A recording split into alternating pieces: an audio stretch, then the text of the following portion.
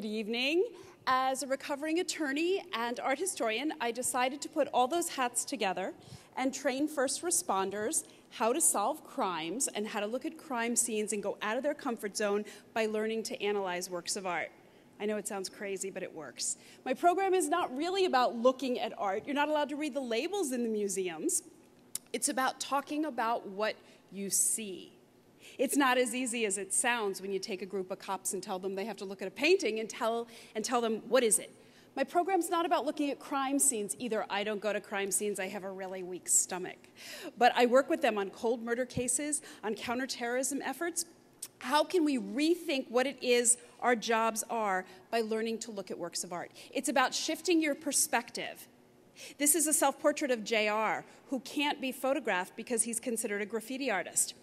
So how do we rethink our perspective and rethink how we communicate what it is that we do for a living? So in these two pictures by Edward Hopper, we have two white women sitting alone looking down, each wearing hats with legs crossed. Did you notice the picture on the left? The woman only has one glove on. You're probably thinking, so what? Who cares? Small details solve crimes. If you can talk about the picture on the right, you can talk about scenes of everyday life. You can talk about crime scenes and learn to articulate them more effectively by learning to talk about works of art. Does it still sound so crazy? It works. I work for the FBI, the CIA, the Secret Service, and police departments across the country. I talk about things that make people squirm. Naked white ladies with breasts on their stomachs, smiling black children. I don't know what that is on the right. A man in curlers with a manicure and two happy Hasidic Jews. Now we're looking at two pictures. Most of you probably know that the picture on the right is by Picasso, but guess what? The one on the left is by Picasso too. Your perspective can change. It's even the same woman. Don't be afraid to change your perspective. And think about it by looking at art. Don't say before marriage and after. Think about how would you compare and contrast these two paintings. I force my participants to talk about difficult things. Sometimes no one wants to say the word obese on the bottom. When you look at these two sculptures, think about, when you hear hooves, think horses, not zebras. The picture on the left are prescription pill bottles. And what is it on the right? $32,000 worth of losing lottery tickets. The sculpture's called Chance City. Then I shift it to the real world. I make the cops and the FBI agents look at a real crime scene. What can you tell by looking at this photograph? Something bad went down. What is it? What does your gut tell you? Be able to articulate what it is that you're looking at. I ask my participants to write one sentence about this photograph. Do you know 50% of them omit the letter C? 50%. What if it's your homicide detective?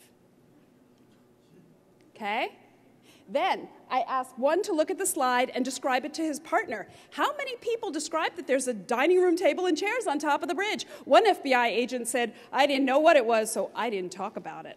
That's not the way to handle terrorism and talking about what we see.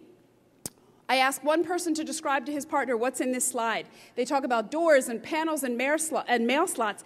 50% of the participants neglect to say there are no door handles.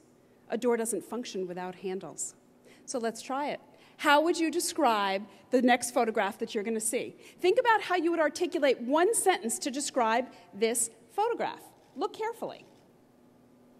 Here it comes. Look carefully.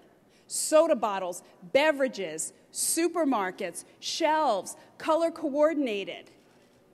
There's a guy in the middle. Look at his feet. Do you see his feet in the center?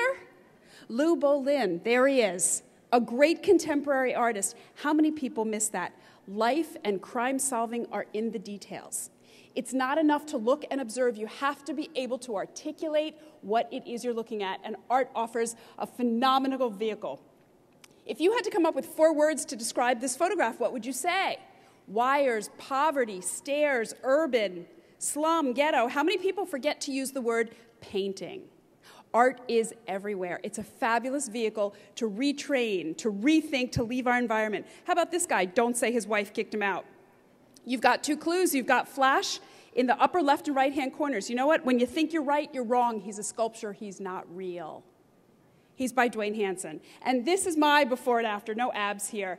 The slide on the left, I want you to think about before my course, and after taking the art of perception, I want you to rethink the world around you into small visual components. How do you articulate them? How do you see them? How do you say them? Do your job more effectively. Thank you so much, Ignite. Thanks for having me.